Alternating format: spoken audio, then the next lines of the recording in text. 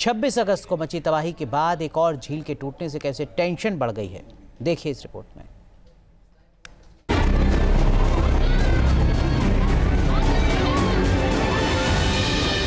नेपाल की बेत्रावती और त्रिशूली घाटी भयंकर आपदा की मार झेल रहे हैं।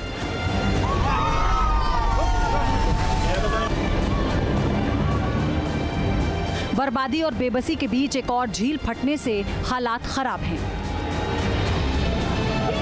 छोचेन खोला और पुरेपू तसांगपो नदियों के संगम के पास झील बनी थी। इसे लेकर चीन की ओर से पहले ही अलर्ट कर दिया गया था। चीन ने बताया था कि झील में लगभग 20 लाख क्यूबिक मीटर पानी पहले से ही जमा हो गया था और उसमें लगातार इजाफा होने से इनके टूटने का खतरा बढ़ गया। ऊपर से खबर आ रहा है उधर से ताल फट गया है, आप लोग सुरक्षित रहे, वैसे आ रहा है। क्या क्लाउड बस्टिंग है या फिर कुछ और है? क्लाउड बस्टिंग नहीं, ये जो पानी जमा हुआ है ना वो ग्लेशियर लेक, वो फट गए, वो फिर से फटा है। हाँ, वो फिर से फटा वाला सूचना आ रहा है इधर। तो ये आधिकारिक सूचना? हाँ, ऑफिशियल सूचना है। ऑफिशियल सूचना है। तो ये तिब्बत बॉर्डर पे जो नेपाल बॉर्डर और चीन बॉर्डर है, ये बॉर्डर पे नहीं, उधर चीन से ही आ रहा है। चीन से आ रहा है। अब झील के ब्रेक होने से मुश्किलें बढ़ गई हैं। ऊंची पहाड़ियों के बीच घाटी में बनी झील में पहले ही कीचड़ भरा पानी और कई डूबे हुए पेड़ दिखाई दिए। छोचेन खोला और पुरेपू नदियों का संगम रसुवागढ़ी गेरोंग बॉर्डर क्रॉसिंग से करीब 18 किलोमीटर ऊपर की तरफ है, जबकि रसुवा जिला मुख्यालय से दूर करीब 45 से 50 किलोमीटर है। छोचेन और पुरेपू नदियां तिब्बत से निकलने के बाद नेपाल सीमा में दाखिल होते ही आपस में मिल जाती हैं, जहां इसे भोटेकोशी नदी के नाम से जाना जाता है। भोटेकोशी त्रिशूली नदी की प्रमुख ऊपरी सहायक नदी है। 26 अगस्त को तिब्बत नेपाल सीमा के पास सबसे पहले भोटेकोशी नदी में भयंकर फ्लैश फ्लड आया। भोटेकोशी का ये विशाल सैलाब नीचे की ओर बहते हुए रसुवा, टिमुरे और सियाब्रुबेसी जैसे इलाकों को उजाड़ते हुए त्रिशूली नदी सिस्टम में मिला, जिससे त्रिशूली का जलस्तर भी कुछ ही मिनटों में कई फीट तक बढ़ गया। आपदा के बाद कई घाटियों और पहाड़ी ढलानों पर कीचड़ की मोटी परत जम गई, जबकि सड़कें और बुनियादी ढांचा डैमेज हो गया। हालात इतने खराब हैं कि आपदा प्रभावित कई इलाकों तक पहुंचने के लिए पैदल रास्ते तक नहीं बचे हैं। जहां रेस्क्यू चल रहा है, वहां भी भारी कीचड़ की वजह से चुनौतियों में कई गुना इजाफा हुआ। 26 अगस्त को ग्लेशियर का हिस्सा टूटने के कारण आपदा आई थी।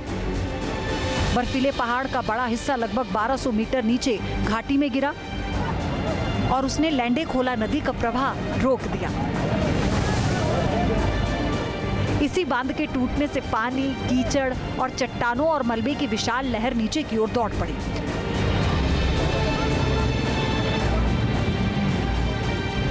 नेपाल में इस बात को लेकर भारी नाराजगी थी कि चीन ने झील बनने और उसके टूटने की जानकारी शेयर नहीं की, इसलिए जान माल का ज्यादा नुकसान हुआ।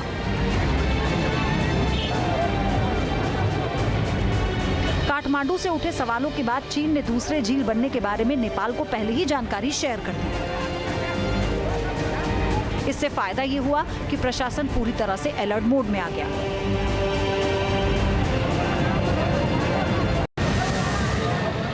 नेपाल भयानक त्रासदी से जूझ रहा है। केवल पानी ही नहीं, बल्कि भारी मात्रा में मड, बड़े बड़े पत्थर और पेड़ इस बहाव के साथ मिल गए। इस भारी और घने मलबे की चपेट में जो भी आया, सब बह गया। शुरुआती अनुमानों के मुताबिक सैलाब की वजह से करीब 200 अरब नेपाली रुपए के आर्थिक और बुनियादी ढांचे के नुकसान का आकलन है।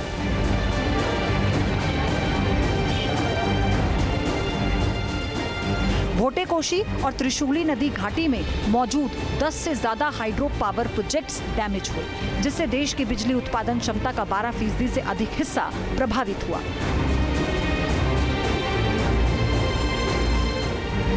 नेपाल चीन सीमा पर रसुवागढ़ी, केरोंग ड्राई पोर्ट और कस्टम इंफ्रास्ट्रक्चर बहने से सीमा पार व्यापार ठप हो गया।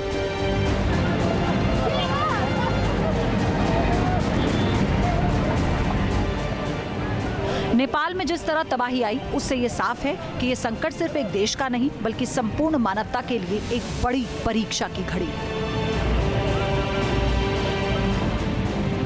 Team news nation.